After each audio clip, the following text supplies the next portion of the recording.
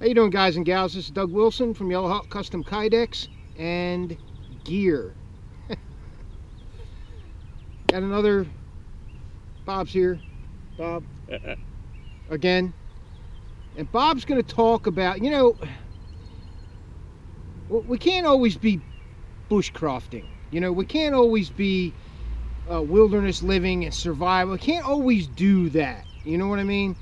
I want to kind of get into some other stuff on this channel too. Everybody knows I love my bushcrafting, I love my survival, I love my wilderness living skills, I love my sheaths, but let's get into something else once in a while. Anyway, Bob is going to talk about the evolution of the Bowie knife. Remember Jim Bowie way back when? All right, so I'm going to turn it over to Bob and he's going to give you his 6 cents.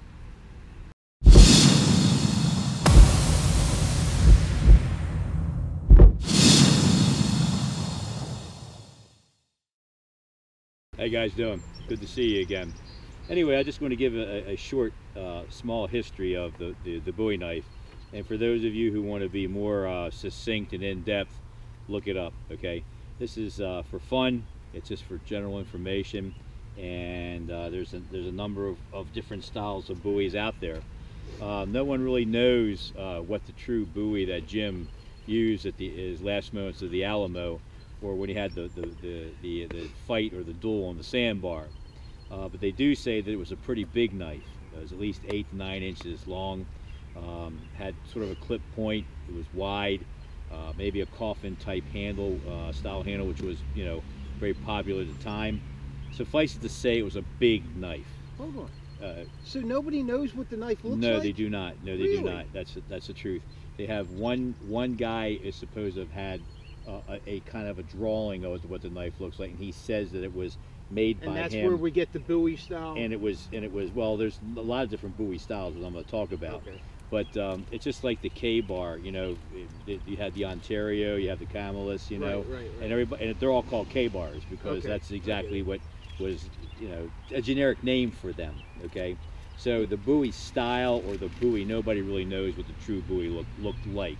Whether it had a hilt that caught things. I mean, during the Civil War, the Confederacy used a big Bowie with a D hilt, like you would have on a saber. Okay, so if you're interested in the Bowie, which is an American iconic knife, okay, then do some history, look into it, and like I always said, you can prove me wrong. Okay, so anyway, what I want to start out with is this. I do it all the time. What I want to start with this. This knife looks like a typical butcher's knife, and let me tell you, when the settlers first came over, and during the American Revolution or prior to the French and Indian War, the knife they used was what they had in their kitchen, and that was usually some sort of big butcher's knife. Okay, typically the knives were made in Sheffield, England, because they were British. Okay, and usually they're modeled after a chef's knife. You know, you see the chef knives with a long guard here, and then it comes up into a broad belly and into a point. So pretty much this is a good take of a long hunter's knife, or a knife that would be used in the French Indian War, traded to the Native Americans, and the War of 1812 all the way up to the Civil War and beyond. These were usually made out of some sort of carbon steel at that time, depending upon the maker, which was usually done by forging. Okay, they didn't have stock removal back then. Okay, but they made knives out of everything. Today. Yeah, plowshares, saws, old saws. Anything they could get some decent iron in their hands that a guy could forge them out. So this is sort of a style. It's a predecessor of the styles of Bowies I'm going to show you right now. Okay, and this is made out of D2 tool steel, by the way. Now, as we progress along, one of the more iconic type Bowies is the downswept type pointed Bowie like this. This is some Damascus. My father made this for me. It has a wide hilt, which was used to trap other knives and to turn them away. Sometimes they're even longer, sometimes they were S-shaped, whatever. Okay, as you can see, this is also has a coffin, the coffin type handle. Now, why they made them like this, I do not know, but they did resemble a coffin. Your hand can purchase pretty well, and you have a nice swell on the back side. Okay, the only thing I don't like about these knives is that I can't put my finger forward, and on all my K-bars or whatever, when I was in the Army, I bent all the the ricassos or the hilt forward so I can get my hand on it, or I sawed them off and sanded them down. I'm not a big fan of double hilts, but smaller one like this is nice. You can choke up on it. There is a choil here, and this is your down swept type of clip point type buoy that doesn't have the extreme arc in it, which I'll show you later. Okay. As we go on, this is another style of buoy. Has a nice curve on the ergonomic handle, as my card handles, and brass.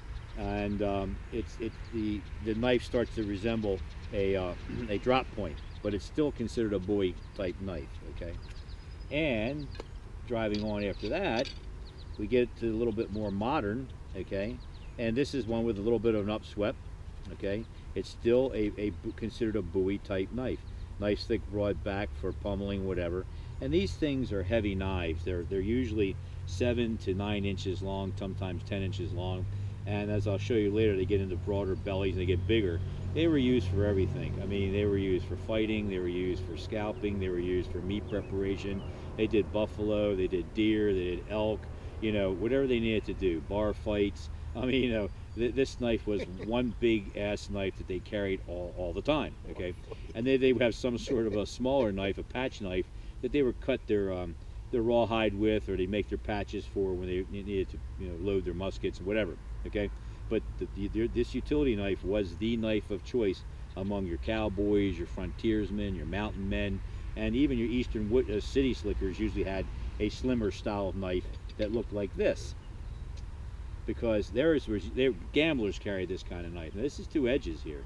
There's a top edge, it's not a false edge because it's sharpened, and a bottom edge. This is made by a guy named JR down in North Carolina. I also have a huge kukri he made by him. This is a fighter, you know, slash, backslash, you know, stab and pointing, whatever. It has a little clip point to it, but not much. It's almost like we could call it a drop point, okay? But this is the kind of knife a gentleman might carry underneath his coat, and if he was cheating at cards or whatever, his derringer would come out and his knife would come out. Sometimes they would just take the knife, just shove it in the table, boink, which meant they meant business, so nobody would cheat, okay? Boink. So if I had a knife shoved down like that, I think I wouldn't cheat either, okay? I might try. But going on with that now, I want to show you the buoy, okay? Now this is an example of the iconic buoy, okay? It has a clip swedge here, it's straight on. Some of them come up with a more of a curl. That's for an upward thrust when they shoved it in the guy's belly and they ripped upward into his intestines and made him bleed inside and poop all over himself, throw all the E. coli and everything inside his belly. And when you had a belly wound back then, or you had a belly cut, you were considered dead. There was nothing anybody could do for you. It was a matter of time. You came down with fever, and then eventually you died. Okay. Also, this is the coffin type handle, traditional, and with I think it's got, like, you know, I don't know, more than 13 studs in here. Brass hilt. Okay. This is a beautiful knife, and it's a heavy knife. Okay. You can feel the chopping motion in it, and you can see how it can stab. It's almost 1/4 of an inch thick across the back, and it's just this is the I would say one of the examples of the iconic Bowie knife. Okay. That being said, later on, as things moved on, we started getting more into a drop point type of knife, and for hunters they used a shorter, maybe 6 to 5 inch drop point and so forth. Okay. Well, eventually it came into, like, our K-bars, our combat knives, started to be more spear pointed, more drop pointed for stabbing. Okay. This is made by Atlanta Cutlery. I got this on eBay, and it actually has a wooden handle, and it has a K-bar or Ontario type blade. Okay, basically an all-around decent knife, good stabber, so forth. Okay, now on top of that, going back to the Bowie style again, a little clip. This is the K-bar Fighter. This is an 8-inch knife. It has a serrations down here. So this is a multi-use type of knife, but it's thinner across the back. It's basically a fighter. Okay, you're going to stab with this, you're going to cut with this. Okay, and you're going to push it inside somebody's belly, in between their ribs, you know, or across their throat. All right, but you can notice the Bowie type of influence. Okay, here in that style, so forth. Okay, and here. See, all right. So that's a modern fighting knife influenced by the Bowie. Not so much as like this one, but similar. Okay. It's a lot of weight to carry around. This is over a pound right here of knife to carry. Okay, and they did. Mostly they went by horseback, so or a mule, mules or whatever. So they didn't have to worry about humping it on their back. All right, as we go down, and next the part of the progression, we get more into the spear points. Okay, this is CFK's rendition of the quartermaster, which was a knife that was issued during World War II. It was a little shorter than this, and it was used to break open the boxes, ammo boxes, mess boxes, for their rations and things of that nature. Very stout knife. I have an original, as a matter of fact. One day I'll show you all my World War II type knives. But this is a copy. It's a little bigger. It's kind of big in my hand. I don't have a very big hand. But as you can notice, it's a spear point type design. And if you go back to the long hunter knife, you can see they're very similar, except for one being spear point and swept down, the other one either straight or being swept up. Okay. This is a full tang knife. Okay, and it's hidden tang, and it's a lot of the soldiers in World War II tried to get a hold of these because they were stouter than the K-bar they were issued. And as a matter of fact, the K-bars that were issued during World War II were longer than 7 inches. Some of them were 8 inches long. And Western made a knife that was a 8-inch style clip point Bowie type knife that was issued to the troops also during World War II. I've tried to get a hold of them. They're quite expensive. Now, as we drive on, this is known as a Tejas or Bowie out of New Mexico, Arizona. That area there was very famous. Notice the broad belly. This is a blank. I wrapped some paracord around it. Eventually, I'm going to get around to putting scales on it, but I like the paracord. It has blade forward. It has a nice belly, flat ground. I enjoy this knife a lot. It's a good sticker. It's a good cutter, good chopper. And I want to show you a takeoff of that type of style is the Tatang by what is it, Blackhawk fighting knife. Pointed, real edge on both sides, double edged. Okay, forward choil. Okay, ergonomic type Filipino type knife. This is what it's based on. It's based on the Mora. Okay, or the barong. Okay, of the Philippine fighting knife. Leaf shaped. Okay, pointed. Moves forward, fast in the hand. Okay, back sweeping, sticking, whatever. Okay. And as you can see, very similar designs here. Okay, this is the Tatang by Blackhawk. Is that the one you bought when we were in Michigan? Yeah, I bought this one in Illinois. Illinois. We went to see my nephew's graduation from the Navy. Matter of fact, he's a diver now down in Little Creek. He's down with the SEAL teams down there. Don't tell him which team. Working alongside them. Okay, and then last but not least, everybody knows about Becker and the Becker knives. Excellent knives. I think this is was a market for this guy to come in and just give a combat knife or a serviceable knife to our troops. This is the Crewman. It's very similar to the Companion. It's not as thick. That's why I like it. It's a little lighter. I gave my son who went in the Navy the Crewman so he could have a stout knife. This is a very short, stout knife. Okay, it's good for everything. Pummeling. You have a good breaker on the back side. You can take off the scales if you want, change the scales out. Some guys do. Some of them have like the BK9, and the BK7 and whatever. Mm-hmm. Very nice knives. They're great combat knives. They're great all-purpose knives. The Crewman was made for tankers and guys running, tighten the Humvee and so forth. A little shorter knife, but this will bust cans, do everything you want to do with it. So this is sort of the end. I won't say the total end, but the end of this knife right here. Okay. There are similarities, and you can see them. All right. Now, one thing I'd like to add, and I know Doug's going to get into this himself. If you take a look at his the knife that he's made here, see the broad belly, big blade. See this right here? Not the same, but similar. Okay, for an all-around utilitarian knife. Jimping similar on the back side. See?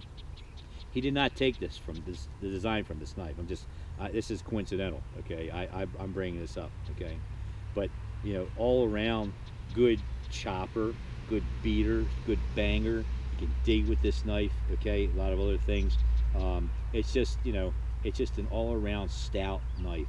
And me personally, the thinner knives, like this one he's going to show you a little later, okay, a little bit, you know, they're nice little knives. They're for the small work, okay? But you got to have something big, and this kind of fits the bill where the frontiersmen would probably have gone for this knife over this knife, only because Yeah, it's a little, if they had it, it was a little lighter, and they may have had a cleaver type looking knife back then also.